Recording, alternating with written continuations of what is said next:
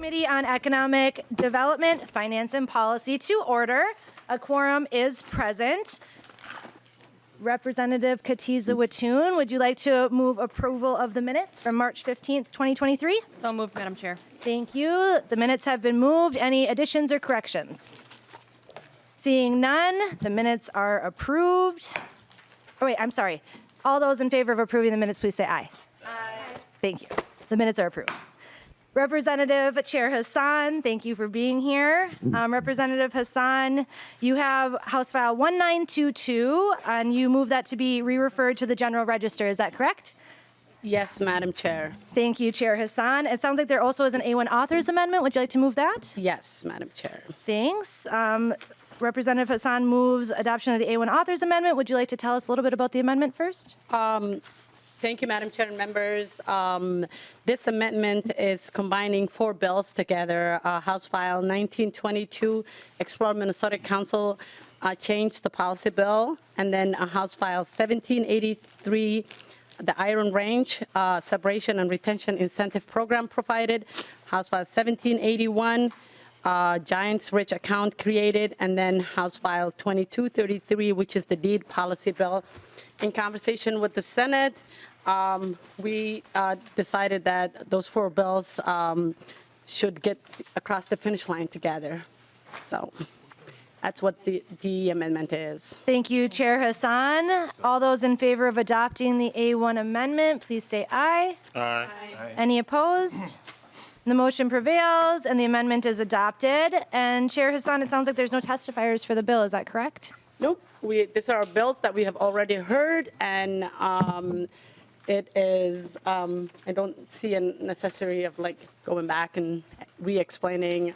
We just want to send it to the General Registry. Great. Thank you so much, Chair Hassan. Any discussion from the committee? Seeing none, Rep. Hassan renews her motion that House File 1922 as amended be re-referred to the General Register. All those in favor say aye. Aye. Any opposed? And the motion prevails and is on its way. Next up, Chair Hassan, it sounds like you have House File 2590, and you move for that to be laid over for possible inclusion in the omnibus bill. Is that right? So moved, Madam Chair. Thank you, Chair Hassan. And if you would mind, please explain your bill. Thank you, Madam Chair and members, for the opportunity to present House File 2590, which is an appropriation to nonprofits serving the African immigrant community. Minnesota is home to the United States' largest Somali population and has the 9th largest population of African immigrants nationally. 1 in 5 immigrants in Minnesota is an African descent. Since the year 2000, the number of African immigrants in Minnesota has doubled or even tripled, with the numbers hovering around the 100,000s. Labor and forced participation rates are strong among African immigrants in Minnesota, reaching about 78% in the 2012-2016 period. In 2020, the 2023 demographic center report that just came out a few weeks ago highlights the African immigrant as the youngest communities, and which has some of the poorest outcomes, and which brings us to the why this ask is important and vital for these communities. I truly believe that uplifting from the bottom, and this is how we uplift from the bottom, is funding entities and communities that need the most. With that, Madam Chair, I have a testifier, and I know we're crunch on time, so I'll tell my testifier to be super quick. This is a combination of nonprofits that are working together to get funding for the African immigrant population across the state. And I have, I believe, Nasibu, who is from African Development Center, will be our testifier today. Thank you, Chair Hassan. If the testifier would like to make their way to the table here, introduce yourself, share your pronouns if you'd like, the organization you're with, and proceed with your testimony. Thank you, Sam. Thank you so very much, Madam Chair, and the members of the committee. My name is Nasibu Soreva, CEO of the African Development Center. Madam Chair, as Rep. Hassan said, the African immigrants really calls this great state home. The African Development Center has been doing this work that Chair Hassan was talking about for the last 15 years. We would really are seeking for this direct appropriation because we've really been struggling to actually get funding for loans, for technical assistance, and for capacity building.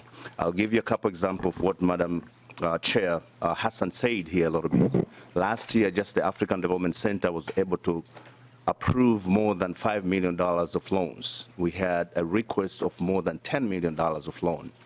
Madam Chair, I'll give you a few examples. One, just the African Development Center itself, we were able to do a commercial real estate, one, to a business called Midwest Properties from someone from the community, and we did $900,000 for them to be able to actually purchase that building. And then we were able to do Hope Therapeutic in South Minneapolis, and this was $700,000 just the African Development Center itself did last year for them to be able to do some mental challenge work and to help the vulnerable dads. Another one, we did the Goodland Properties in St. Paul, which we did $400,000 just last year alone. Then we were able to do St. Paul Kids Choice, which is a childcare center owned by the somebody from the East African community. If we did not do that, the landlord was actually just about to kick them out. And the last one, but not least, that we did Family First Choice, which is non-Minneapolis, in South Minneapolis. They had a contract for deed that they were just about to default on it, and it had unreasonable terms. We were able to help them with $400,000 for them to purchase that. Madam Chair, last but not least, as I'm speaking here right now, I hope I will not be asked to actually mention this private sector, this private organization. They've promised to give us, which I'm reviewing the documents right now, over $10 million for us to do exactly this work in Greater Minnesota, because none of the organization that Rep. Hassan was talking about is actually doing this work in Greater Minnesota. So for us to be able to secure some of this funding here is going to help us big time to do exactly the same thing that this private sector, to be frank, it's a bank that's going to give us more than $10 million to leverage with the funding that we're actually requesting. So thank you so very much for being able to listen to us to be able to do this job. Thank you so much for being here, and thank you for your testimony. Representative Hassan, did you have any other comments? Madam Chair, I just want to note that there was an amendment that didn't make it in time. That was the final ask is not $30 million. I believe the final ask is $13 million. So I just want to put that on the record. I don't think the amendment made it on time to be included in this hearing. Sure.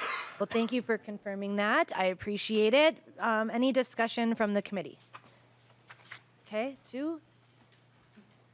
Representative Katiza-Watoon, go ahead. Thank you, Madam Chair, and thank you, Chair Hassan, for bringing this bill forward. I know we're short on time today, so I'll keep my comments really brief. One of my constituents is here in support of this bill and was hopeful to testify, but we're truncating everything because of how much important work we have to do. And I just want to say how wonderful it is to see the entrepreneurial spirit of the African American people who are joining this community, who have come here to either be with family, to search for the American dream.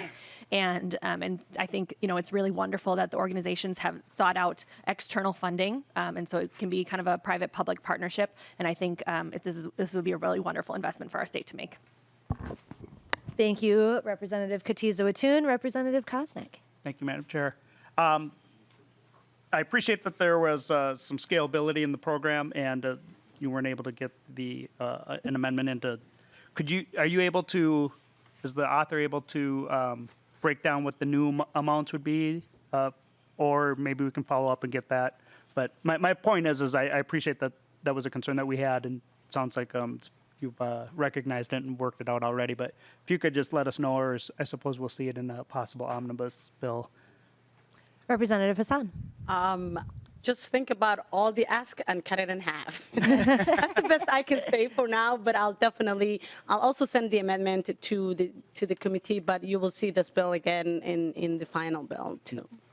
Thank you, Representative Hassan. Representative Kozlowski, I would just say, I think there is a need, and you're filling uplifting an important economic driver, so I appreciate that part of the bill. Thank you, Representative Kozlowski. Representative Wiener. Thank you, Madam Chair.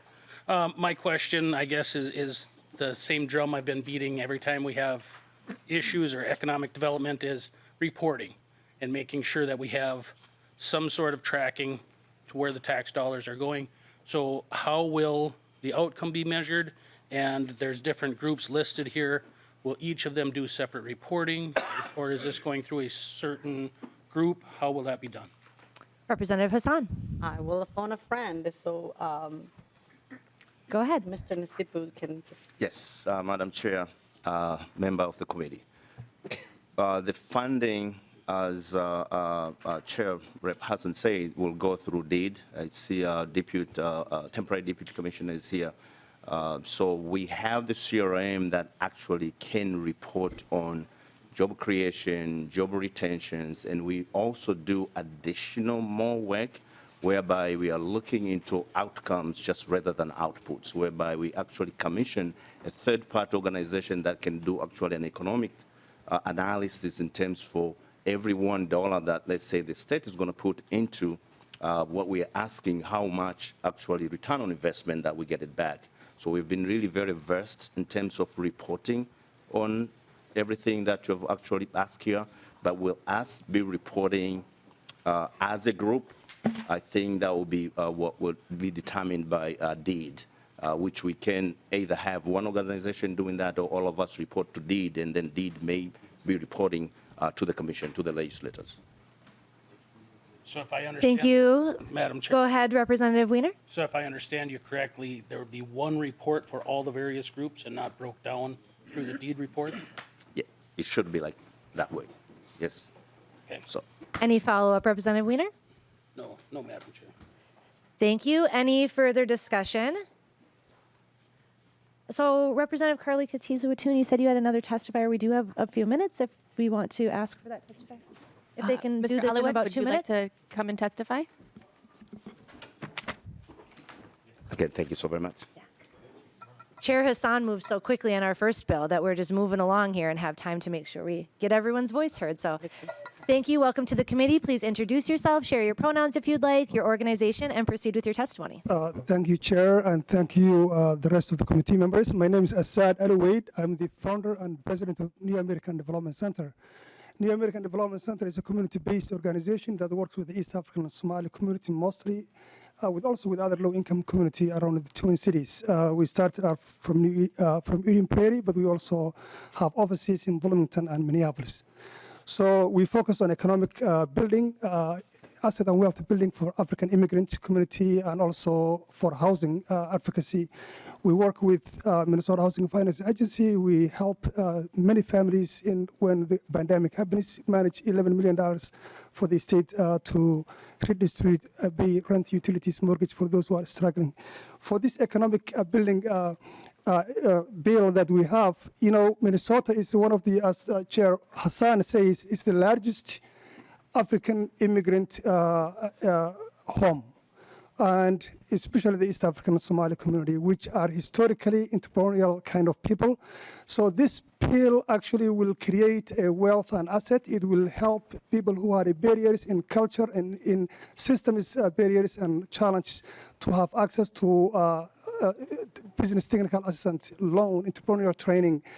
It will also attract a different funders like foundations to bring some other. So it will be a government money, taxpayers' money, would also attract the private funders also to come, because when you have the capacity of that, you will get more resources. In my study, in my PhD program, actually was about how the profit, non-profit, and government agencies work together, and this is one of the classic example of projects. Thank you so much for sharing your testimony and keeping it within the 2 minutes. We appreciate that. Any member discussion with our latest testifier? Seeing none. Rep. Hassan, any final comments?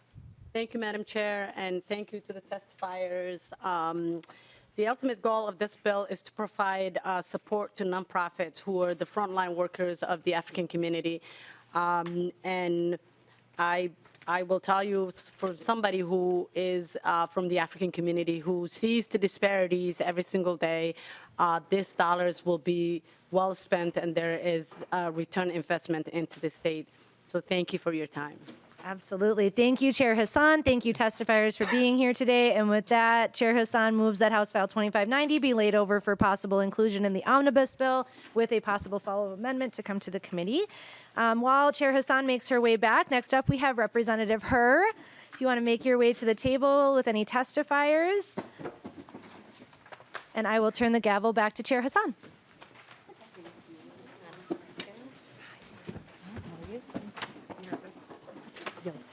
That'll be great.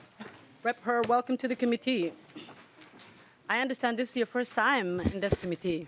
That is true, Madam Chair. All right. Madam Chair, where are the egg rolls, Representative Herr?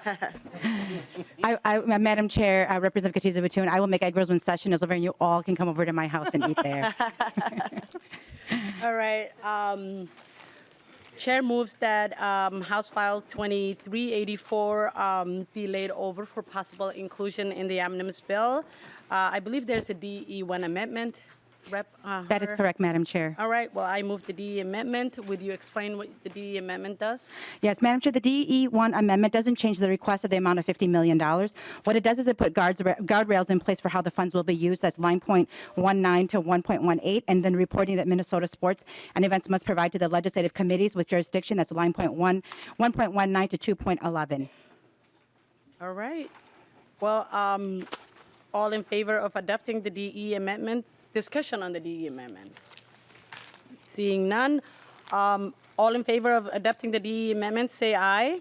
Aye. All opposed? Motion prevails. The DE is adopted. Your bill is before us as amended. Please explain your bill, Rep. Herr. Thank you, Madam Chair and members. Thank you for hearing House File 2384 this morning. I am carrying this bill because it is not only good for St. Paul, Minneapolis, and the metro region, but it is also good for the entire state of Minnesota. This is a jobs bill, an economic development bill, and a tax growth bill. We are here today with this request because the process for attracting top-tier events has changed. Even though our state has recently attracted a Super Bowl, All-Star games, and 2 Final Fours, we have to meet new expectations to stay in the game. With your support, this bill will continue to put Minnesota in the center of the sports universe. Today, I do have several testifiers here today to testify for this bill. I have additional comments of why this is so important, but I'm going to save those in case there is more time at the end. I will add it in then. With that, Madam Chair, if you are okay, I would like to turn it over to my first testifier. All right, please, welcome to committee. Please introduce yourself for the record and proceed. And just want to remind folks that we are hearing 10 bills, and we're very crunch on time, so just to be brief. So then we also want to make sure that members have time for questions and discussion. Thank you. Thank you.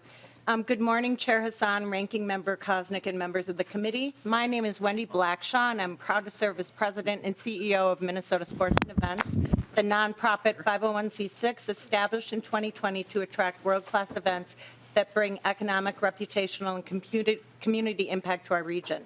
With events like last year's NCAA Women's Final Four, upcoming Special Olympics USA Games, we shine a global light and bring millions of dollars in tourism and hospitality business to the state.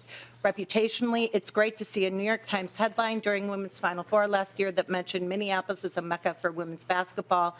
And I do want to stress that with each event, MNSE prioritizes community initiatives with a focus on underserved communities, which Fartun Osman will speak to in a moment.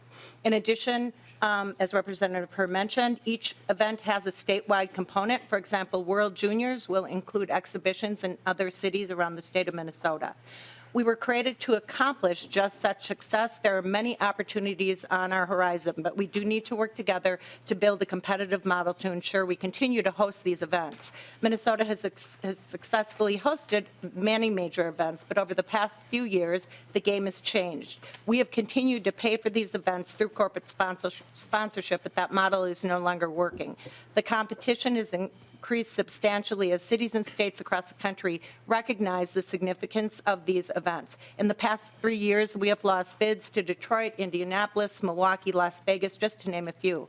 Event organizers are now asking that the funding is available at bid submission. We are currently the only major city of our size unable to provide that. Our corporate community will continue to support these events, but a private-public partnership is required to effectively compete. I want to emphasize a point about this investment. First, these expenditures stay in our community. So this is to pay for local costs, public safety, security, permitting, union labor. We're asking for $50 million because we have 3 events on deck right now. If we want to host Olympic trials for gymnastics, which is around $5 million, World Juniors Hockey, which costs around $20 million, and WWE, which costs $20 million, we will need over $40 million. But our funding will be gone in a year. If we receive $20 million, then we'll be able to host 2 events. And if we don't receive funding, we will freeze bidding in June. However, the return on investment in these events can be up to 10 to 1. So if we have local expenditures of $7 million, we could create an economic impact of $70 million. We have many exciting sporting events interested in coming to Minnesota: women's rugby, WWE, and what I hope will be our next win, which will be the Olympic team trials for gymnastics, where our own Suni Lee will hopefully compete. But Minnesota is at a critical turning point. If we do not have that sustainable funding, we'll have to stop bidding. We've built a great reputation for hosting events. We have a bright future if we work together. Thank you so much for your consideration. All right, Rep. Hur, I believe you have one more testifier. Yes. All right. Would you come to the testifying table and introduce yourself for the record and proceed?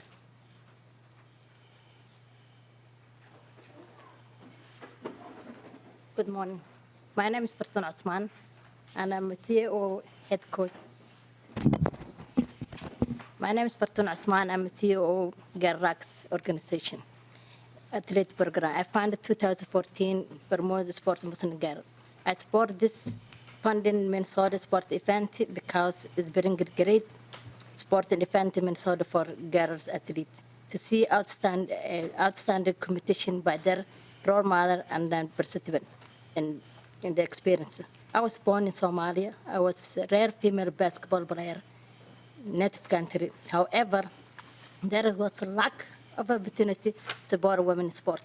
I traveled other countries as part of women's Somali national team. As a teenager, I eventually immigrated to the U.S. in Civil War broke out.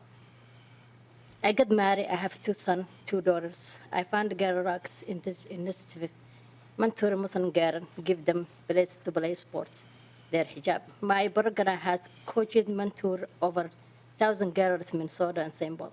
The Magnet national event have recently come to the Twin City has been amazing girl athlete to see what possible through the sport. I was honored for my work as a part of Title IX anniversary championship tour. My girls saw a picture of me, some that look like them, honored at the site of beautiful tour that went all over the state of Minnesota. Minnesota has featured in the newspaper of the Title IX promote. The GERRAC's program has honored as the NCAA Women's Final Four Legs Award as a positive way to address issue in our community. Taking my girls athlete to Women's Final Four, most recently Big Ten Women's Basketball Tournament, show them the girls look like them, play sports. Sports break down barriers, help overcome stereotype. I want to highlight one of my girls. I met her when she was 8 years old. She was one of the youngest athletes we had. We realized quickly that she was beyond her years. Through the other sport mentor and GERRAC's, we were able to nurture her ability into the great opportunity outcomes. All that her family was bit strict first with sport, interfere with her studies. She's advocated herself with our program, helped navigate school and sports. She is graduating from high school at age 15 and graduating UFM Minnesota degree as psychology at age 19. She's now 21 years old, grad school as a doctor. She is a frequent helper and mentor with Girls Rocks, has always been proud to see sports as a Muslim girls.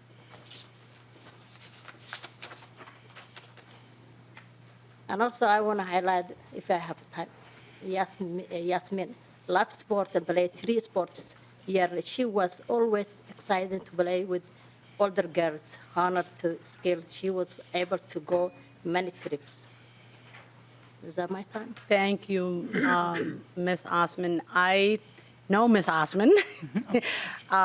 She is a national figure for Somali sports. She played basketball, right? Basketball and track and field. Yep. Thank you for being here, and thank you for the work that you're doing with young girls. I am a firm believer that young people need a real model. I don't use role models because role models are people that you see on TV and you can't reach. Real models are individuals that are in your community that you can actually connect with and have a conversation with that can help you when you feel stuck and when you need help. Thank you for your work. Thank you, guys. Rep Her, do we have one more? Madam Chair, thank you. We just have a quick video from Lou Nanny, who was actually here shaking hands with people very recently. So I'd love to be able to show this video. It's only a couple 30 minutes. seconds? Yes, 30 seconds. All right, let's do it. Hi, this is Lou Nanny. I would like all you legislators to support our We bill, can't the hear. Minnesota Sports and Events Bill, that will be before you. We are asking for support for $50 million, and in that bill, we would be able to bring many, many big events to the Twin Cities and the state of Minnesota. Among those, I can speak specifically. It's called the World Junior Championships. I've been associated with USA Hockey for over 40 years, and have had the good fortune to serve on a number of committees, some of which I'm still on, including the International Committee, and that sanctions this kind of championship. You have countries from all over the world competing, and every day, all day long on the NHL network, you could see games or discussions about the tournament. You also get that all across Canada. You get that all across the world. Finland, Sweden, Czechoslovakia, Russia, Germany, Austria, they all have teams in the tournament.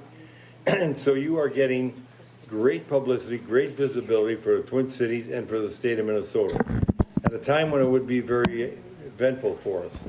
This can help all the businesses around the state, and especially in the downtown areas with the hotels and food establishments, but it also gives great notoriety to the state of Minnesota itself.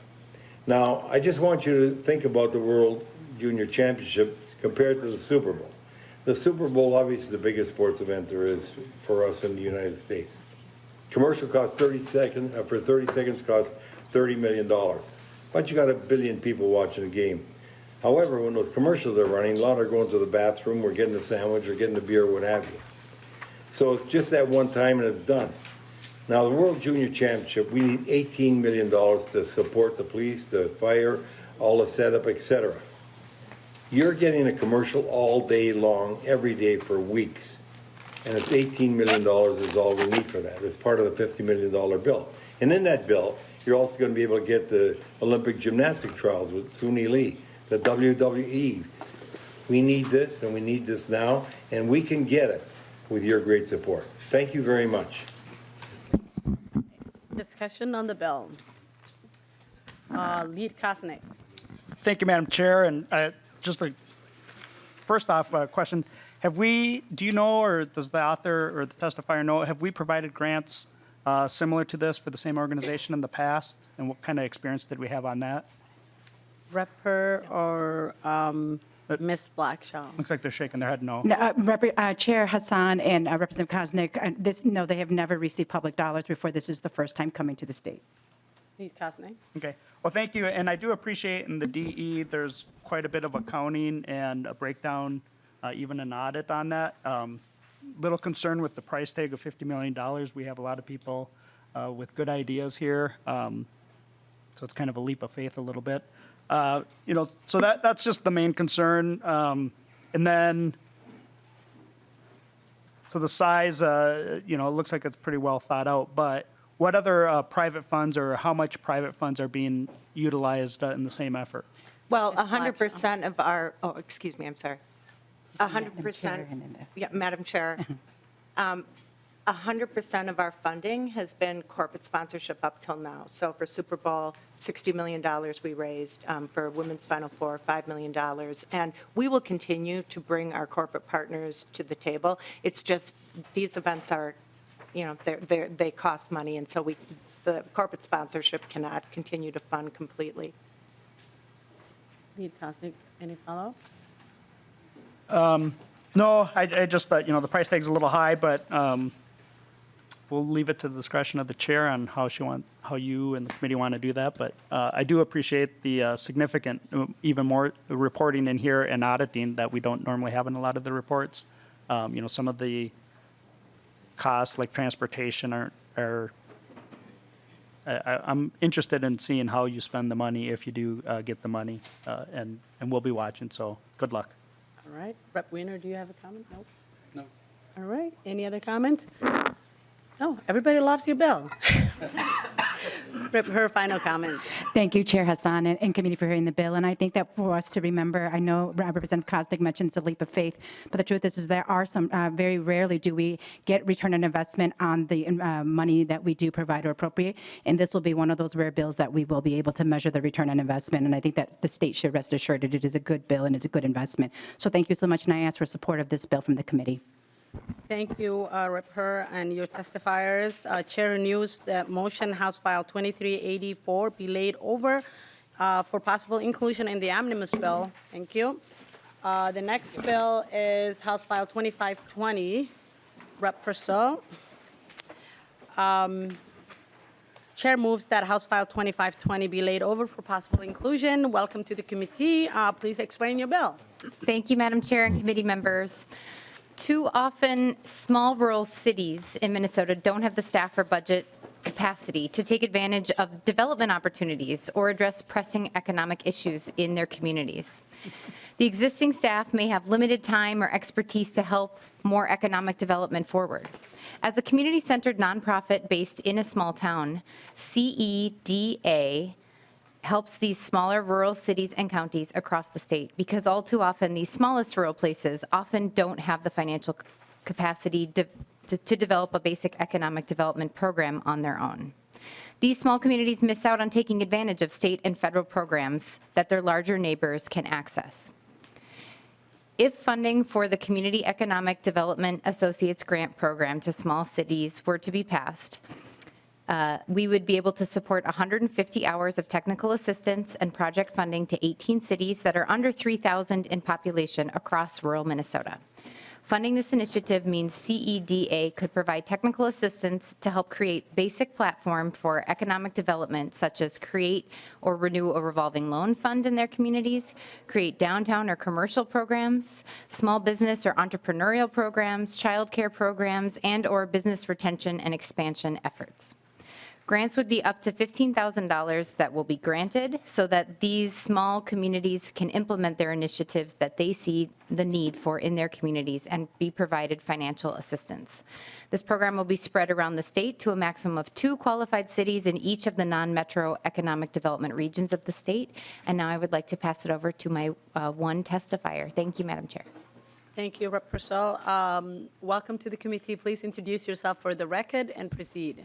Thank you, Madam Chair and committee members. Thank you, Representative Pursell. My name is Chris Geeson. I am Vice President of Community and Economic Development Associates, or CEDA. We are a 501c3 that is based in Chatfield, Minnesota. We have 44 staff, 7 volunteer board of director members. We've been around since 1986 working in rural Minnesota and other areas across the Midwest, but we're centered on Minnesota. We work with about 60 or 70 rural communities in Minnesota, all the way up to the northern borders of our state, all the way down to the southern borders and the western borders. We hear about the metro and the greater Minnesota regions of our state, but we like to work with a third group called rural Minnesota. These are cities that just are looking for a swing at the plate, and we try to give that to them. Like Representative Pursell said, we too often run into these cities that just don't have the capacity for this basic economic development initiatives to take advantage of the opportunities that they have surrounding them, but financially it might be a burden to them, or maybe they only have a part-time city clerk at City Hall and they just aren't able to actually move things forward. This bill would provide funding to give these small rural cities up to 150 hours of technical assistance. It would also help them create that basic platform for economic development in their communities. Things like child care initiatives, entrepreneurial services, revolving loan funds. There's a lot of state MIF funds that are sitting idle in cities like this. This would help get those back active again. It also provide up to $15,000 to each city to further those initiatives that they choose. So that they can take advantage of those opportunities that their larger neighbors are able to without much effort. We'd be able to help 18 cities across rural Minnesota in the first round of this, and cities under 3,000 in population would be eligible, and it would be based on the need that they have. With that, Madam Chair, I would have any questions and be able to answer. Thank you. Discussion on the bill? Rep. Igo? Thank you, Madam Chair.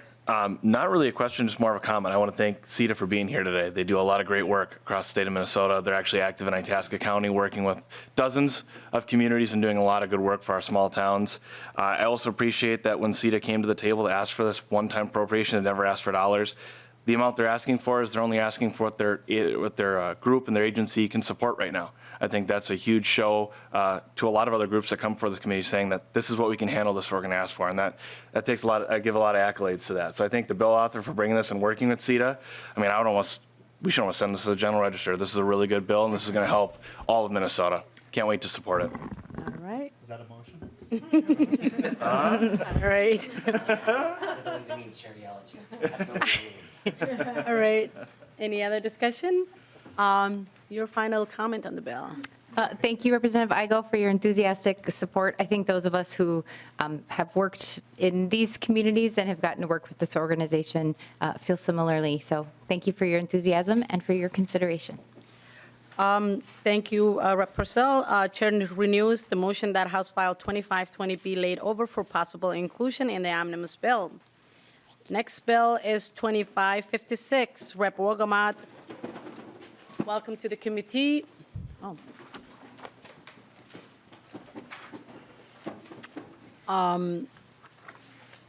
Chair moves that House File 2556 be laid over for possible inclusion in the omnibus bill. Please explain your bill, Rep. Wolgamott. Welcome. Madam Chair, it is so great to be in your committee this morning. Thank you so much for the opportunity to present House File 2556, which is a bill to provide $18 million to capitalize the small business revolving loan funds of the 6 initiative foundations, which serve as economic development catalysts in greater Minnesota. Here's how the proposal works, Madam Chair and members. Each of the foundations will receive $3 million. The 6 initiative foundations are the Northwest Minnesota Foundation in Bemidji, the Northland Foundation in Duluth, the West Central Initiative in Fergus Falls, the Initiative Foundation in Little Falls, the Southwest Initiative Foundation in Hutchinson, and the Southern Minnesota Initiative Foundation in Owatonna. And little background on these foundations, Madam Chair and members.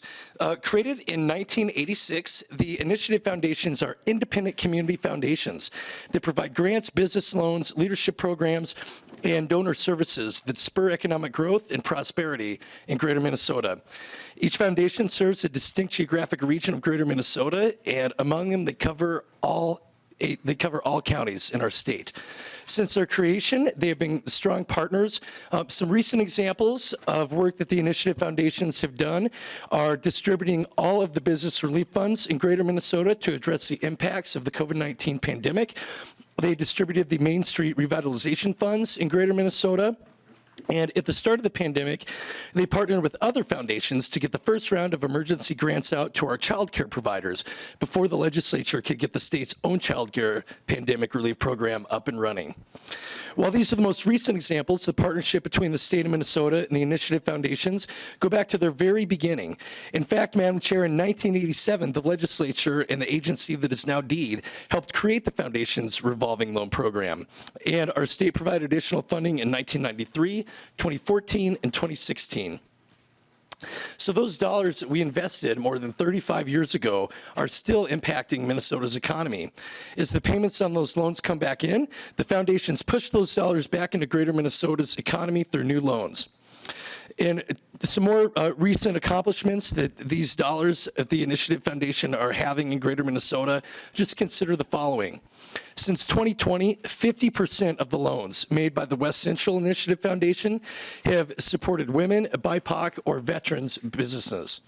The Initiative Foundation in Little Falls is the only lender in its 16-county region that can make Islamic acceptable loans. This is huge for my constituents in St. Cloud. 30% of the capital raised in recent years by the Northland Foundation to support local businesses has gone directly to BIPOC businesses. And since in 2022, 71% of Northwest Minnesota Foundation's loans supported businesses in distressed census tracts, low-income business owners, Native-owned, and other BIPOC-owned businesses.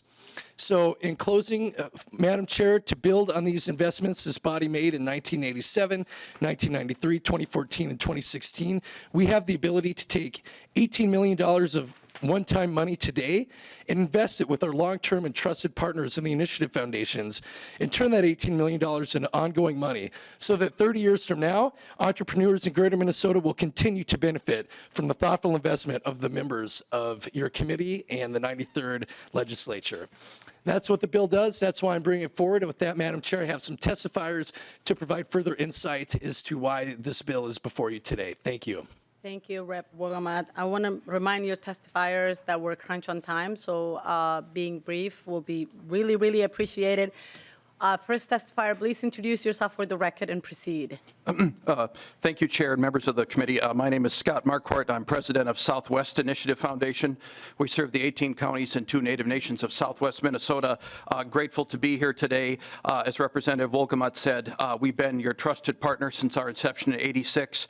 We're grateful for your partnership and trust, and especially our relationship with DEED throughout all of the pandemic programs that have helped deploy urgent capital to our entrepreneurs.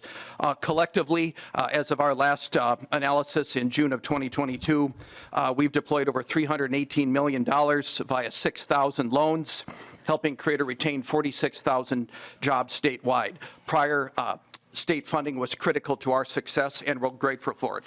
This capital will support businesses in all stages of business life cycle, from startup to expansion to ownership succession. The initiative foundations have the expertise, relationships, and mission alignment to ensure that historically underserved and marginalized entrepreneurs are reached, especially women, BIPOC entrepreneurs, veterans, and persons with disabilities, people who have had historic challenges in accessing capital. To us, these are not just a transaction, more importantly, they're a relationship throughout the life of their business. In addition, we're excited that this bill provides funding for housing in our communities, which is critical need throughout greater Minnesota. We can use this capital to support housing development and redevelopment that's right-sized for our respective communities, especially for smaller projects that cannot access other housing funding programs. And in closing, I can say for my 18 counties, this funding has never been more urgent. We are at a historic level of deployment and demand from the entrepreneurs, which shows that great things are happening in greater Minnesota and capital is needed, especially for critical community needs. Access to groceries and fresh food, home repair, veterinary medicine, car repairs, and other things that rural community need for a vibrant and healthy community. Again, we're grateful for the consideration of your bill. We're ready to continue serving this unique need in the marketplace, to ensure that people do not fall through the cracks, to leverage TA, and to have a Minnesota where all people can prosper. Thank you. Thank you. And then I believe you have one more testifier.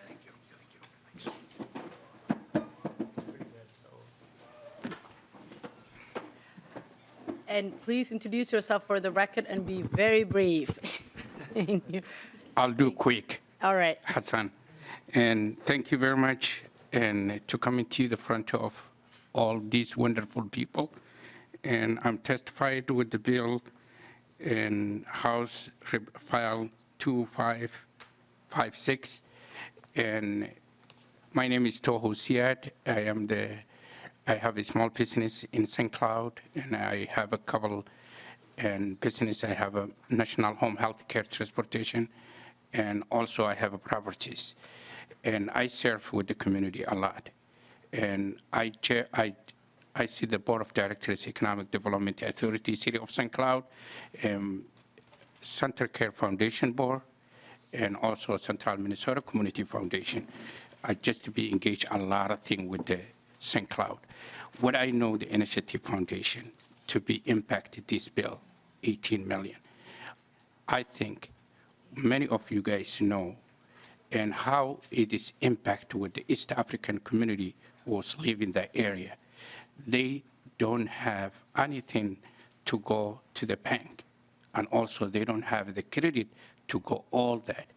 And also they don't have Islamic financing to the area. An Initiative Foundation does. I'm asking you to support all of you guys to this bill. Thank you very much. Appreciate Thank you for being very brief. I'll make short. All right. Discussion on the bill. Rep. Perryman. I can't pass this up with my my homies here, can we? Toho, great to see you. I haven't seen you in a while because they keep me here too long, and you I see all the time. So I just really wanted to say, great bill, and I'm disappointed you didn't ask me to be on it. So I'm just kidding. But all kidding aside, great bill. Brings quality jobs, strengthens our whole community and the economy we have. So I just really can't say enough about it, and that I'm very proud to say that our Initiative Foundation from Little Falls does a lot of great work with this kind of money. So thank you for bringing the bill forward. Thank you, Toho, for being here. And thank you, Representative Wolgamott, for bringing it again. And I want to help wherever I can.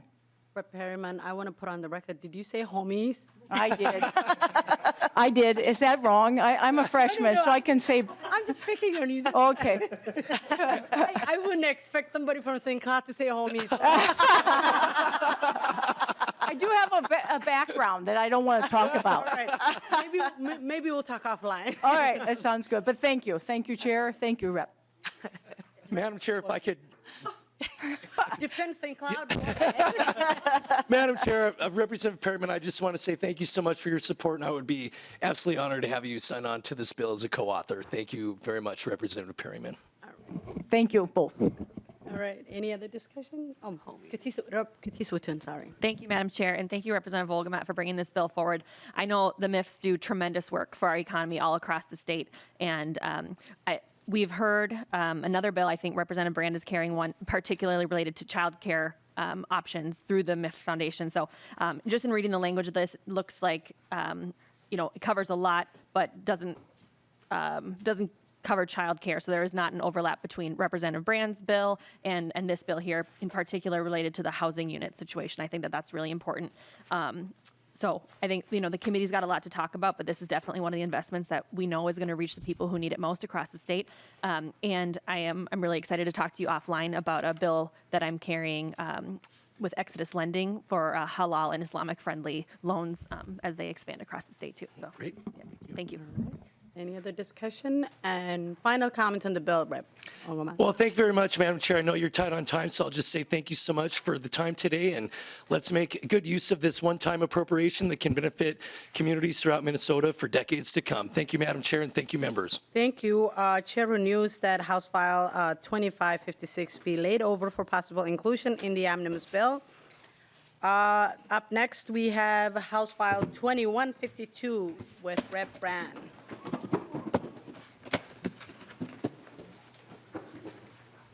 While Rep. Brand is descending down, Chair moves that House File 2152 be laid over for possible inclusion in the omnibus bill.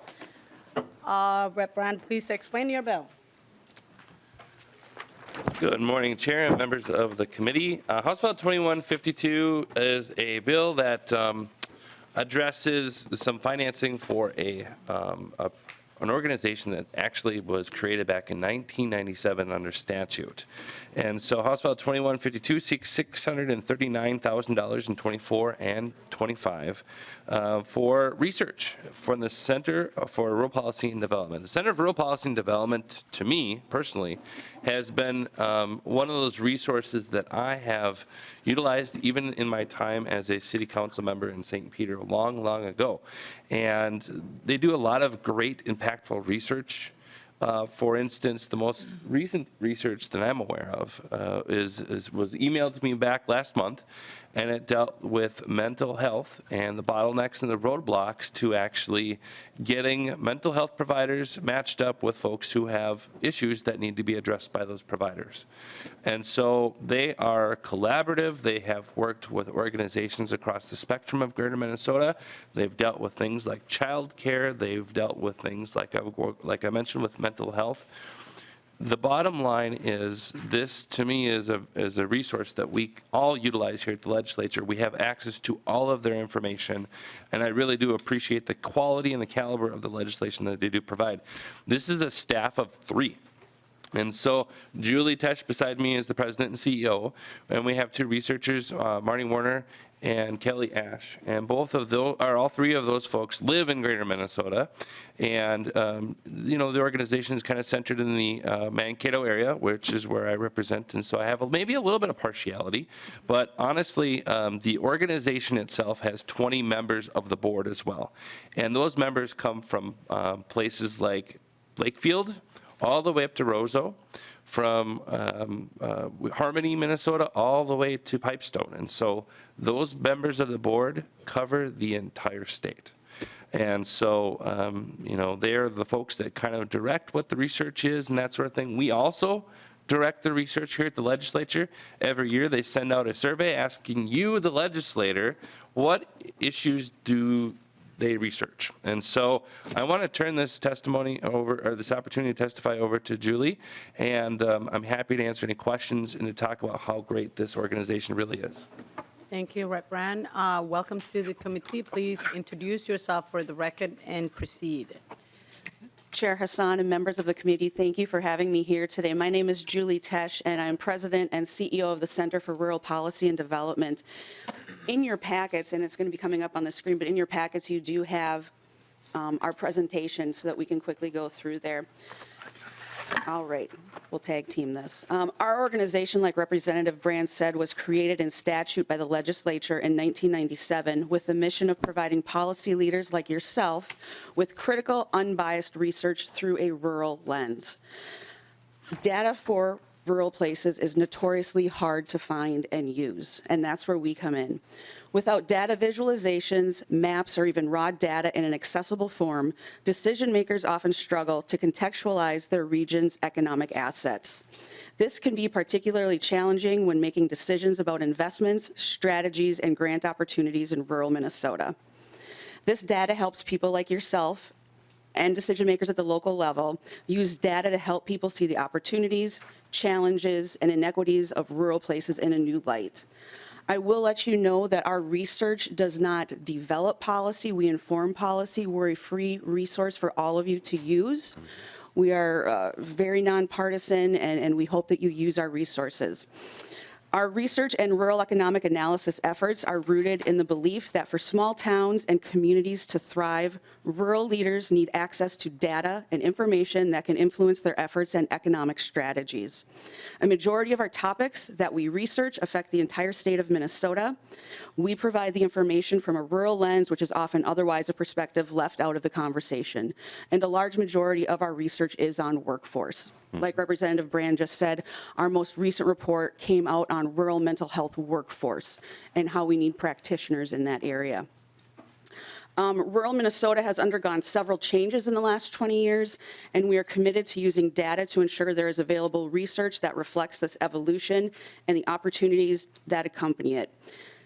We recognize the critical importance of making data and research available and accessible to community leaders. We also understand that it can be difficult to find research that is completely unbiased and nonpartisan. So we are a proud and trusted and tested organization providing that information. In developing these resources, I'll stay here. Here's our staff. I am in rural Waseca County. Marnie is in Mankato, and Kelly is in New London, Minnesota. So we proudly represent Minnesota. We're happy to live there. We're proud to do research on them. Our bill before you today increases funding to our current appropriation. This increased funding is critical to our organization's ability to continue providing timely research to policy leaders and do our best to keep up with inflation. We run a very lean operation with just 3 staff members. We have seen a large increase the past few years of research requests coming in and want to do everything we can to accommodate those requests. In front of you today, there's also a document listing our research topics for the year, and I will also refer you to the screen talking about our Thought Leaders Survey. You will all be receiving a survey via email and a hard copy asking you what is going on in your local communities, rural or urban, or if you're in an urban area, what are you hearing about rural communities? What things need to be worked on? And from there, then we also ask county commissioners, city council people, other influencers across the state. And from there, we put together our research agenda for the coming year. If you want to go quick. Yep, and you can find us on social media, of course. Please check us out. Again, we're a resource for all of you to use. We're happy to have you use it. With that, thank you again for your time today. We appreciate all of the work that you have done and look forward to continuing to be a resource and partner with you. Thank you for your time. Thank you for your testimony discussion on the bill. We're good. Oh, Rep. Schumacher. Sorry. We were good. Thank you, Madam Chair, and this is the 3rd time I've spoken in this committee. The first time was to introduce myself. The second time was to ask a question based on the research that came from the Center for Rural Policy and Development to another one of Representative Brand's bills. I served on this board as the House appointee several years ago when we were in the majority, and this organization, I know, goes well above what they really would be expected to do when it comes to being nonpartisan and really seeks to serve the interest of the people that respond to the surveys and those sorts of things. I know without a doubt in my mind that this money will be well utilized and be focused on the research. Thank you. Thank you. Any others? Nope. Final word on the bill. Well, to bring it home for everyone, thanks a lot for the opportunity. This is a bipartisan bill. Representative Anderson and I are both co-authoring this bill this year. And the opportunity is really just to get good data in front of us. And I think that we found out recently in some other research that the Center for Rural Policy and Development was able to give us that in greater Minnesota, population actually increased, which is not what you would see as a trend right now in Minnesota. And so now that we know that information, now we can make changes to our policy decisions. We can drill down more further into why are folks moving from metro and urban areas to the great parts of Minnesota. And also, you know, maybe that will help influence how we spend our money as well in a wise fashion to meet everybody's needs. And so I just want to say thank you for the opportunity here to talk about the Center for Rural Policy and Development. And I really appreciate consideration for this in the omnibus bill. Thank you very much. Thank you, Rep. Brand. May I ask a request from you guys that you send us the data that's talking about mental health in rural areas? I'm really interested in that. Chair renews that House File 2152 be laid over for possible inclusion in the omnibus bill. Thank you. Thank you. The next bill is House File 2015, Rep. Kozlowski. I don't know how to run this.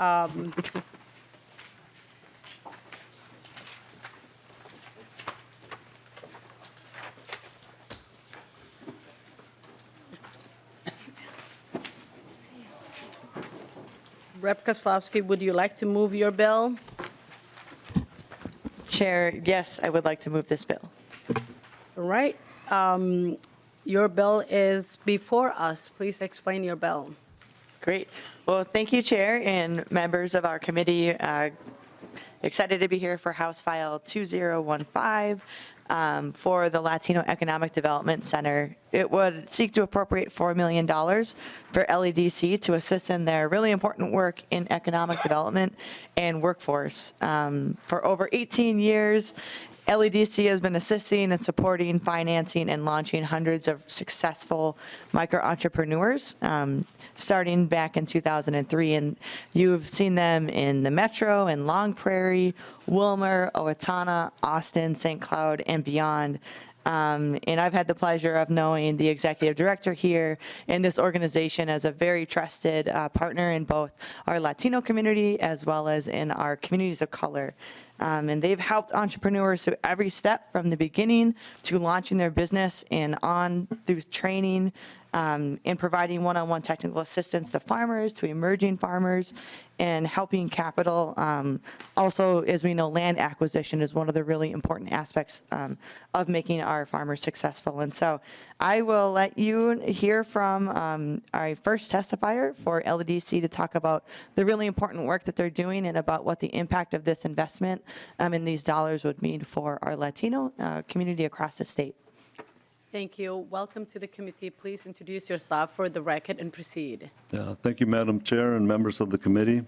I feel like that was the best introduction to a bill in a long time. I don't know if I should even say anything more. So I'll skip a couple of things. I'll just highlight a few things. Last year, we supported 1,100 clients with their entrepreneur needs.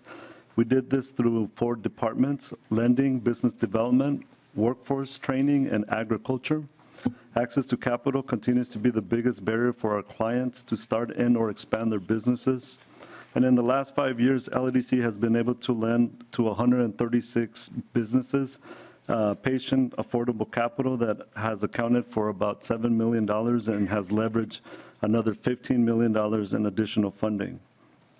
Not all 1,100 clients can be ready to start a business or access capital. However, everyone is ready to acquire workforce training through our ongoing educational programs, small cohort training, and one-on-one technical assistance. A couple other highlights I would say is that in the last 2.5 years, we supported 47 food producers and 133 agriculture workers in dairy and meat packing sector. We supported nearly 500 businesses and accessed $22 million in federal, state, and local funding. We also became the #1 administrator of COVID-19 Housing Assistance Program, administering nearly $14 million to 5,000 households across 61 counties across the state. I say this because for nearly 20 years, LEDC has been fully committed to supporting our Minnesota small business sector and workforce, and we will continue to do so. We have never received direct appropriations and viewed this request not as a grant, but as an investment in Latino small businesses and our workforce. Thank you, Representative Kozlowski and Madam Chair and committee members for your time and consideration. Thank you. And I believe we have an amendment, the A1 amendment. Need Koznick, is that yours? Yes, Madam Chair, I would move the H2015A1 amendment. Okay, would you explain your amendment? Thank you, members. This is a grant to the Latino Chamber of Commerce. Appreciate LatinoLEAD kind of letting us, or excuse me, LEDC piggybacking off of their project here. But the Latino Chamber is a statewide nonprofit that's dedicated to the advancement of economic opportunities for Latino businesses in Minnesota. They have over 600 members. And the primary use of the funds is to grow, to support and grow Latino businesses statewide. Right now, they're mostly focused in the Metro. They do workshops that include supplier diversity initiatives, corporate, government, and nonprofit engagement, commercial property development growth strategies, moving from renting to owning their own buildings. I have been involved with them in the last couple of years. They do a really good job of bringing the Latino community, a business community together, and talking with the chamber on this. I want them to be able to expand their offerings and throughout the state. And so I offer the A1 amendment and ask for your support. Discussion on the amendment. Rep. Kozlowski. Thank you, Chair, as well as to Rep. Koznick. We've been in communication over the past couple of days, as well as with my friend here in their bill. for LEDC. And, with over 346,000 Latinos in Minnesota, we know that right now it's really critical to make these co-investments into our community and make sure that we're growing our capacity. And so for that reason, we would ask for support of this amendment and accept it to really move our community forward. Thank you. All those in favor of adopting the A1 amendment, say aye. Aye. All opposed? The amendment is adopted. Any other discussion on the bill? Rep. Weiner, go ahead. Thank you, Madam Chair. I guess since my community was actually named specifically, I would like to show my support for this as well. We have a large Latino population in and around Long Prairie, and a lot of good businesses, a lot of growth, so I'm very much in support of this bill. Thank you. Thank you. Kozlowski? Thank you, Madam Chair, and I would just like to thank Representative Kozlowski for bringing this bill forward and authoring it. The work of LEDC, as I've learned through my time on the Minnesota Latino Affairs Council, if I can say it, and working with Mr. Jimenez, just a rock star in the Latino community and the economic and broader business community. So you're doing great things. Did good work at the Latino Chamber. We should be supporting your work here and your efforts. As was mentioned, the Latino community is a growing community, a very young and vibrant community, and will provide for resiliency in the Minnesota economy for years to come. And this type of investment, as was mentioned, goes a long ways to help that community. And this is through Latino Economic Development that it's really the future of Minnesota. Madam Chair, can we make sure we capture his positive comments for the record? It's being captured. Everything we say in here is recorded. Any other comments? Vice Chair Hassan. Thank you, Chair, and thank you, Representative Kozlowski. And I just want to give a shout out to our testifier. We went through the same grad school program. As Mapplers, we know that showing up and being the change we want to see in the world is really powerful. So it was great to see you Saturday, and it's great to see you back here today. Thanks for being here. Thank you. All right. Well, I just want to chime in. I do represent one of the largest districts that has the largest Latino community. I have Lake Street in my district, and I truly believe the Latino community is one of the hardest working communities I have ever seen, and I appreciate their presence in our state and their contribution to our economy, to our diversity. I support the bill, of course, but I also want to put that on the record because I appreciate, having a very rich diversity district not rich in material or monetary in any way because my district's poor, but having the diversity and the richness of different cultures and, all of this resilient communities growing together, learning from each other and succeeding together. Thank you for the bill, Rep. Kozlowski. Thank you, Henry, for being here. I remember when the civil unrest happened and you were on Lake Street. We were on Lake Street together trying to figure out what just happened and how do we support our communities on Lake Street. And your organization and your team came through and did what they do at best and supported and stood with. More than anything, the moral support was really what people needed on that day, and you were right there with us after the aftermath of George Floyd's murder and the civil unrest, and that's how I've gotten to know your work, and I appreciate your work. Thank you. Last word on the bill. Rep. Kozlowski. All right. Well, thank you so much, everybody, for this really robust conversation. I think it's really clear that the robust capacity building that LEDC has done and stepped up and showed that they're ready for this investment and they're ready to continue to expand the work and make a Minnesota where our Latino and all of our communities can thrive. And the piece that I also wanted to say is, there is the Minnesota Latino Leadership Alliance, and as part of the 23 policy agenda is a priority to really invest in our Latino-led organizations, and this bill would do that to make sure that we can launch more micro-entrepreneurs in a wide range of supports for folks to be able to thrive. So thank you so much, and do ask for your support going forward. Thank you. Rep. Kozlowski renews their motion that House File 2015 be laid over for possible inclusion in the omnibus bill. And I believe you have another bill. Two more, actually. House Guess File. it's my show. All right, it's your day. House File 2440 is the next bill, and Rep. Kozlowski moves House File 2440 be laid over for possible inclusion in the omnibus bill. Your bill is in front of us. Rep. Kozlowski, please explain your bill. Excellent. Thank you, Chair. Just moving through my papers here. Here for the second bill, which is House File 2440. In this bill, I'm also very excited to be here.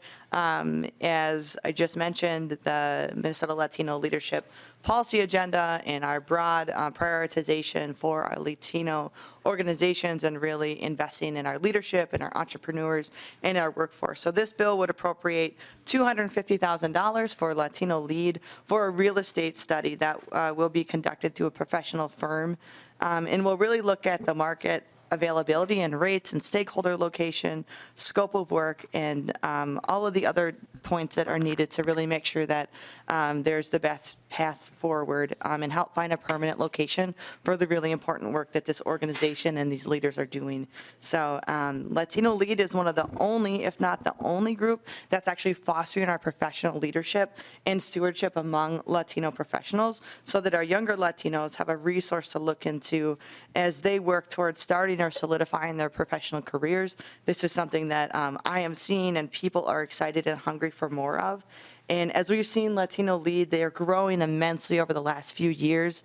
And in fact, due to their amazing work and long list of achievements, I want to highlight that the Minnesota Latino Chamber of Commerce, of which we just put dollars supporting, and their work has named this nonprofit as a nonprofit of the year for 2022. And even more, they've been nominated for numerous national awards, such as Excelencia in Educación. And so I think it's really a testament to the work that they've been building and the work that they're building for our future. So finally, just want to say that LatinoLEAD also did a community assessment that was conducted by the Wilder Research, which shows that over 90% of the subjects agreed that this organization is tremendously vital and plays an important role in serving our Latinos here in Minnesota. So this study shows that the large majority of participants want LatinoLEAD to focus on economic and leadership development. And I'd like to turn it over to my first testifier to really talk about what this study would do and what this would do to grow our leadership across Minnesota. Welcome to the committee. Please introduce yourself for the record and proceed. Thank you, and good morning, Madam Chair and members of the committee. Thank you very much for letting me have this opportunity to testify in front of you today. My name is Karen Velez Barron, and I am the Finance and Operations Director of LatinoLEAD. LatinoLEAD is a nonprofit organization with a vast network of Latino professionals working together to harness their collective knowledge, contacts, and insight to promote individual development in strong collaboration between Latino professionals and Latino students to enhance their leadership skills, provide coaching into professional settings, help address the workforce shortage that we are facing now in this state. LatinoLEAD has been around for nearly a decade now. We started as a group of leaders that would convene listening sessions, then we got a staff member, and now we are a staff of 5, and also we engage several volunteers throughout the state. With this wonderful team, we facilitate social, professional, and policy reform throughout impactful convening and coalition building and strategy leadership development. As a statewide organization, we believe in Minnesota where all the people can achieve education and financial freedom. Due to our rapid growth, we are faced with a positive challenge and needing of a permanent home. That will also help us accommodate not just our staff, but also our programming events associated with service that we provide to our community, stakeholders, and partners. This bill will help us all, and it will help our community. The stakeholders involved with LatinoLEAD is crucial in helping us address the workforce challenge that employees are facing growing now. I just want to mention that our partners with Latino professionals include 3M, Target, Medtronic, Best Buy, Pepsi, Wells Fargo, and many other corporations. The state's involvement with LatinoLEAD will really help us grow as a leadership organization, but also as a nonprofit. Our highlight of our leadership involvement is our LatinoLEAD network, sharing their knowledge, experience, and connections with our professionals. Also, we love to let our corporate organizations know to take advantage about our career centers, joining us and facilitate our Elevate Inspire monthly workshops that we host, and also attending our Latino Annual Leadership Conference, which is one of the biggest and only Latino leadership conference in Minnesota. And also applying for our ALP program that was announced as one of nominated Avanzando Liderazgo Awards. We are grateful for your consideration, and we know that this bill will make a huge difference for us and our stakeholders and in Minnesota. Please support House File 2440. Thank you, Madam Chair. Thank you, and I believe you have another testifier? This is going to be our only testifier for this bill. All right. Discussion on the bill. Lead Cosnick. I've done some events and appreciate what LatinoLEAD does. My only concern or the big concern is that the Economic Development Committee is being asked to provide a real estate study. I don't know that that's necessarily an economic development driver, and so the ask is a little bit unusual to me. And while I appreciate what LatinoLEAD does, I'm not certain that, any nonprofit organization that wants to potentially buy a building, if we're setting a precedent that they come to us and ask us to help them with their real estate development things. There are other avenues within the communities to help do some of that stuff. So I do have a concern, Madam Chair, with this, but I appreciate a lot of the work that LatinoLEAD does, and I think it just sets a bad precedent, and maybe there's a better avenue to do that. All right. Rep. Kozlowski. Sure, I'd just be happy to chime in and say, in terms of bringing this forward and with bills, that it's really important that, you don't get what you don't ask for, and I think it's important to bring that forward and explore all possible funding mechanisms. I serve on bonding, and I know that many times that we brought forward a bill like this, and then it might go on to another committee, so I think it is important, but I'll, if Karen would like to chime in on the specifics of why, but as we heard in this committee and in terms of investments, it's really hard to be what you don't see. And right now we talk about having a workforce or a labor shortage, and I really think that we have a shortage of respect and dignity, good and fair wages, and for Latino people, we have some of the highest, if not the highest, labor participation. And so investing in this would really mean that folks who are going into corporate settings, who are going to be entrepreneurs and emerging farmers, we've heard bill after bill and bill in this committee, and that this is part of that, going into that mix to be able to support our economy and our workforce and the people who make it going. Thank you. And if I can add on to that. Go ahead. Thank you. I do just want to say, first and foremost, as you all know, I'm not a public speaker, so I get a little anxious here. But I do want to mention that it speaks a lot and highly of LatinoLEAD as an organization that we are doing a study, because we are focused on where we should be placed for our community by transportation, by also easy access to us right? And a lot of things that we do is for development, and our stakeholders and partners, just like the Minnesota Latino Chamber of Commerce and the Minnesota Latino Affairs Councils, support this because they see that we are moving rapidly and know that we need a home. And that really means just a lot, and it says a lot. So I just want to say, we already did a community assessment to know what our community needs. Now we need to make sure that we conduct a professional research on where should we be placed, because we are thinking of a bigger future for our community. Thank you. Any other comments? Final vote on the bill. All right. Well, thank you, committee. I know we are pressed on time today, but we really do appreciate the opportunity to tell the really big, bright story and the outlook for LatinoLEAD and for our entire Latino community. And I think it's really special to be able to do it here with my friends today and my comunidad. To be able to build that bright future. And part of that is making sure that we have a place to land and a permanent place to land for our community that anchors us for the years to come. So we ask for your support and consideration. Thank you, Rep. Kozlowski. Chair renews the motion that House File 2440 be laid over for possible inclusion. Next bill is House File 2789.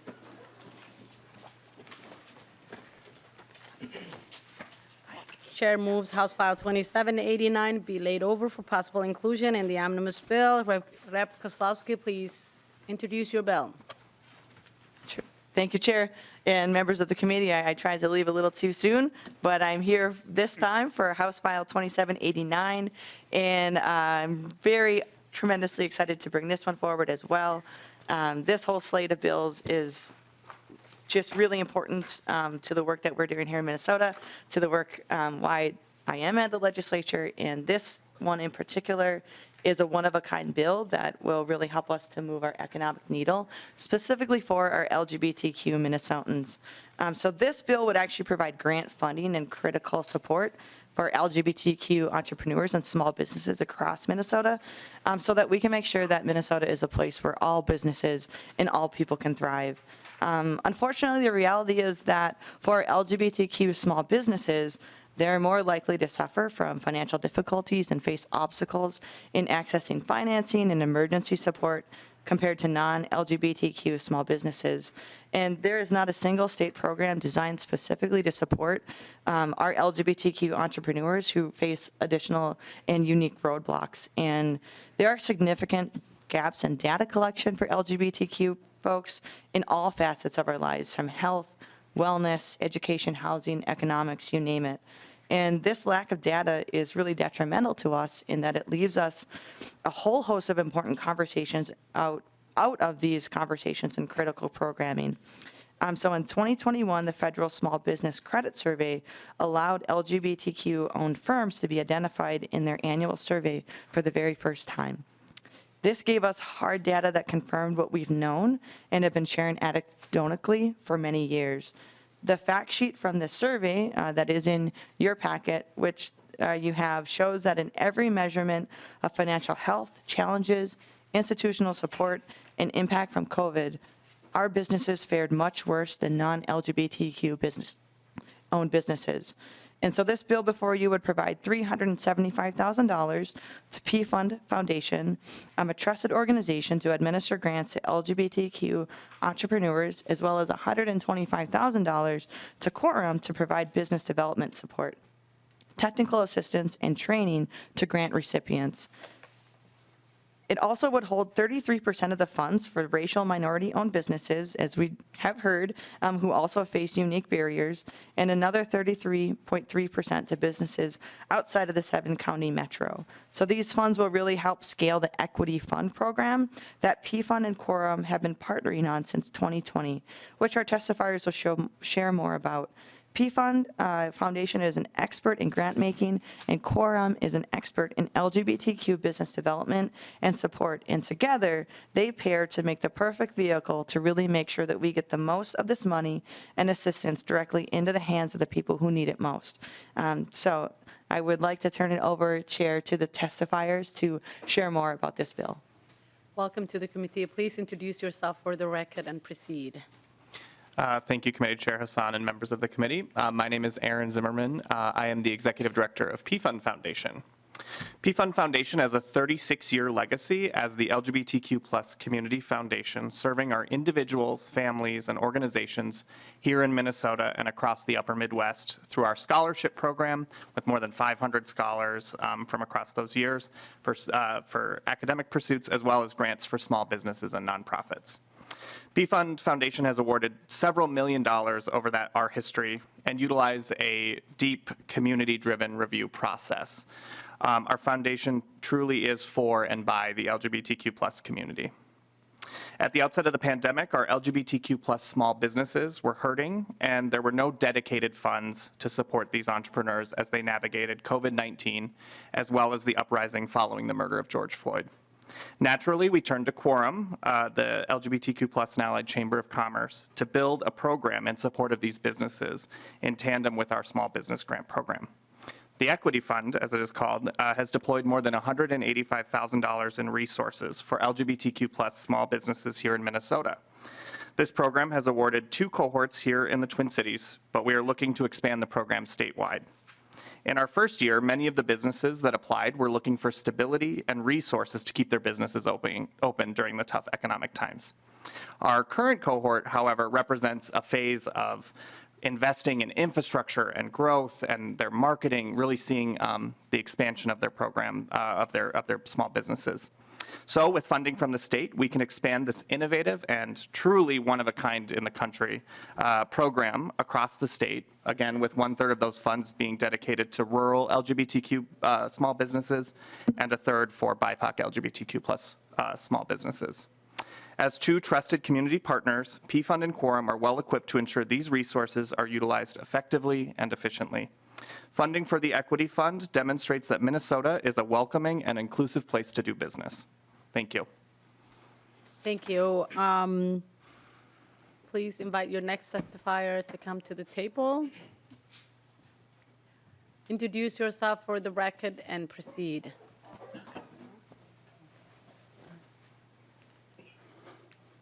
Good afternoon, Madam Chair and committee members. Thank you for this time. My name is Ron Stryker. I am the Quorum Board President, currently filling in for our Executive Director, Rebecca, who is down in Albuquerque doing this exact same work with other chamber leaders via NGLCC. So I am here on her behalf as well. For over 27 years, Quorum has been working to build, connect, and strengthen the LGBTQ+ and allied business communities across Minnesota. And I think with that length of experience, we can certainly consider ourselves experts at what we do. True inclusion allows LGBTQ+ people to achieve their economic potential when they get the education and the training that improves productivity and when they are treated equally in the labor market. We know that the LGBTQ+ business owners have been deeply impacted by a variety of issues. Our small business owners here in Minnesota continue to struggle to find capital, to find employees, to find education and support necessary to start and scale their businesses. Financial equity is crucial in moving from surviving to thriving. As we know, the strongest economies are the ones that include and engage everyone, and this program does just that. This program invests in the very infrastructure of LGBTQ+ businesses, from small business grants to wraparound education and technical assistance, and we are here to move the economic needle. The ripple effects of this investment are limitless. Stronger individuals, stronger Main Streets, stronger families, and I can't believe I have to say this, but for so many businesses, just being LGBTQ is their biggest detriment. We must keep the thousands of Minnesota LGBTQ+ business owners who grow local economies and create jobs in mind when shaping legislation that create equal opportunities for everyone. They drive economic development, create jobs, and build stronger communities, all despite the latent and often outright hostile discrimination they continue to endure on account of their sexual orientation or gender identity. Diversity is great for business. Giving queer people economic agency won't solve every issue, but it will allow our communities to thrive. Thank you for your consideration. Thank you very much for your testimony. I believe we have one more testifier.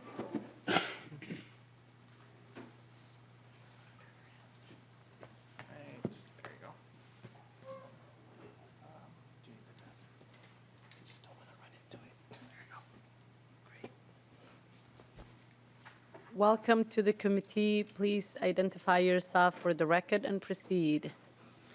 Sure. Hello, committee chair and committee members.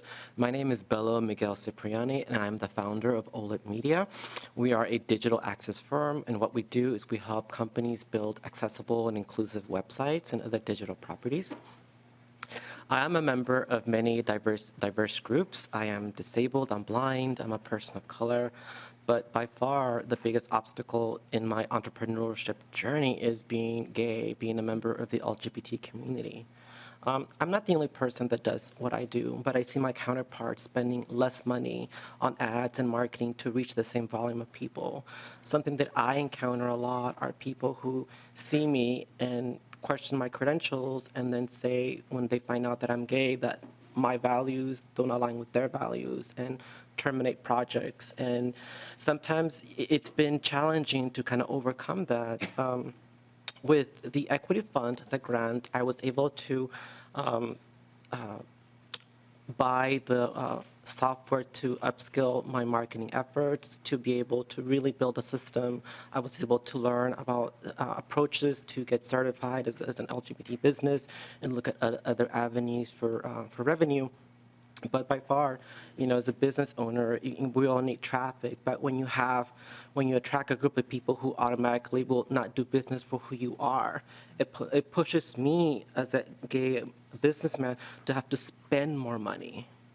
Other business owners can just get 50 people to show up. I could get 50 people, but the reality is half of them will not do business with me because of who I am, and that's something I can't help. Thank you.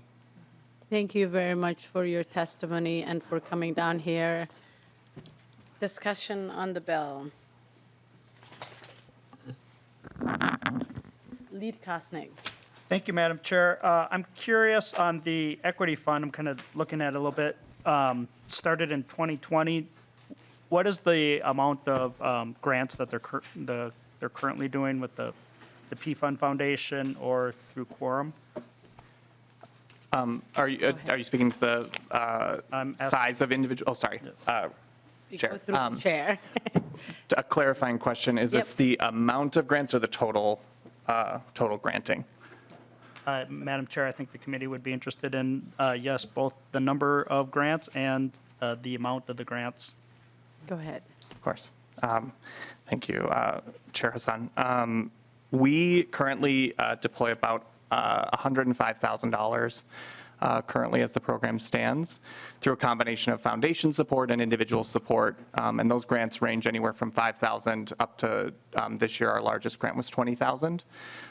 This program would allow us to expand that. We're estimating, approximately, 25 to 45 businesses, probably within that similar range of grant size. Thank you. I'll lead. I think, is there a follow-up? No, that information is helpful. I don't think I do have a follow-up. Okay. Any other? Rep. Kozlowski. Not Kozlowski, sorry. Katiso, too many Ks, you guys. That's okay, Madam Chair. Actually, just yesterday, Representative Kozlowski and I realized that there are 3 members on this committee that last name starts with a K and includes a Z. So rare, and I think, want to mess with my head. Go ahead. Thank you, Madam Chair. And thank you, Representative Kozlowski, for bringing this bill forward. I'm proud to co-author. I think, obviously, as we all are, tremendous supporters of the economy here in Minnesota. And I think that, through no fault of their own, certainly, our LGBTQ brothers and sisters have been traditionally left out of the most common funding sources for being entrepreneurs and getting their businesses off the ground. I think, additionally, in a world where our LGBTQ brothers and sisters are facing fewer and fewer safe spaces and places where they can be themselves, this is so important because I think it's twofold. I mean, not only do businesses face issues like your testifier spoke to, where fearing like for being themselves, they may lose potential business. But on the flip side of that, consumers who are members of the LGBTQ community may not feel safe entering traditional business places and spaces. So I think, if a business owner is able to be who they are openly and proudly, as is my hope for the future, then those members of our community, consumers, can, as they say, vote with their dollars and support places and spaces that are safe for them, that are welcoming, and really truly help grow the economy all across the state. So thank you so much for being who you are and supporting all of our Minnesotans who need a little bit more support. All right, any other discussion? Just one short comment, Madam Chair. Lead Kozlowski.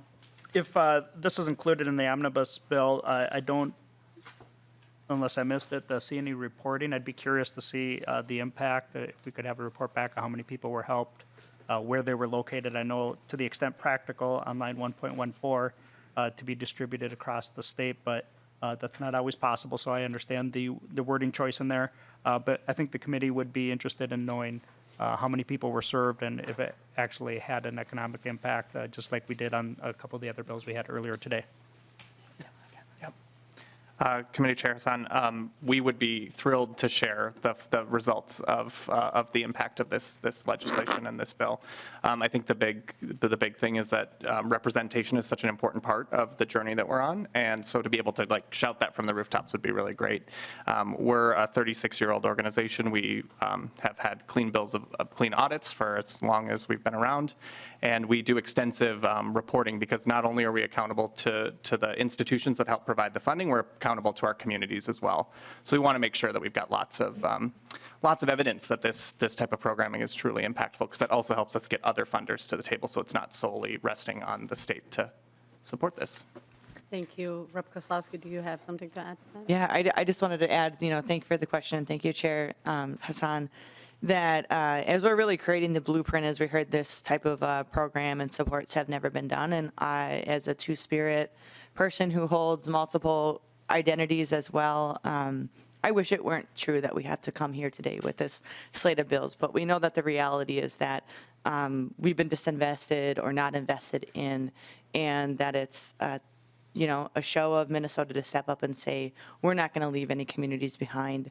And so in terms of the reporting requirement, absolutely would like to work with you. We're willing to do that. I think especially because of the racial equity as well as the LGBTQ equity, as we know that those are particularly strain and pain points. I'll just say that, I look forward to working to make sure that our procurement systems are also creating opportunities for these businesses to really tap their full potential. As our economy, we make $25.5 million impact annually, and there are over 21,000 LGBTQ owned businesses, and of those are 2,300 are BIPOC and LGBTQ owned. So it's both how do we support as well as maximize the potential and economic impact. Thank you, Rep. Kozlowski. I want to thank you and your testifiers for this bill. I want to quote one of my favorite, late politicians, Paul Wellstone, said, "We all do better when we all do better." But I modify that by saying we all do better when our BIPOC, LGBTQ+, our folks with disability do better. So I'm very thankful for the work that you're doing and the members that came. It's not easy coming and asking for support. I know that, but we have to. Sometimes people say, pull up by your bootstraps. People don't have boots, or their boots don't have straps. So how are you going to do that? So thank you. With that, your final comments on the bill? Yes, thank you, Chair Hassan, and for the conversation. What it is that we're doing here and the opportunity to make sure that, everybody can thrive. It comes down to that. We want to have thriving families, want to have thriving communities, and make sure that we don't have to be worried about being harmed, and we create a Minnesota where we belong and where we're safe and thrive. So thank you so much. All right. With that, Chair renews the motion that House File 2789 be laid over for possible inclusion in the omnibus bill. Thank you. Members, I'm surprised that we are done early. I was crunching time all day long. Our next meeting is Friday, March 24 at 10:30. This time, at least, it's not 8:30. We have a couple bills, and it will be at Capitol 120. All right, so the notice that went out said 8:30, but it's not 8:30, it's 10:30 at Capitol Room 120. We have a couple bills that we need to hear, and I'll make sure that we are brief and people can go home. I know some members have to go home to Greater Minnesota. Madam Chair, could you just share with the committee, if you're able, kind of what the layout is for an omnibus bill with the jobs, and are we doing that? Is that part of Friday's agenda? I haven't looked at it yet. Nope. Friday's agenda is hearing a couple last bills. The plan is that we're gonna hear an omnibus bill on Wednesday, and then next week we'll have Wednesday and Friday. Yep. Sorry, it's deadline week. I know I don't like Fridays either, but we have to get this done. Yeah. No, All right. good. Thank you for sharing that. All right. Well, thank you. With no more business before us, we are adjourned.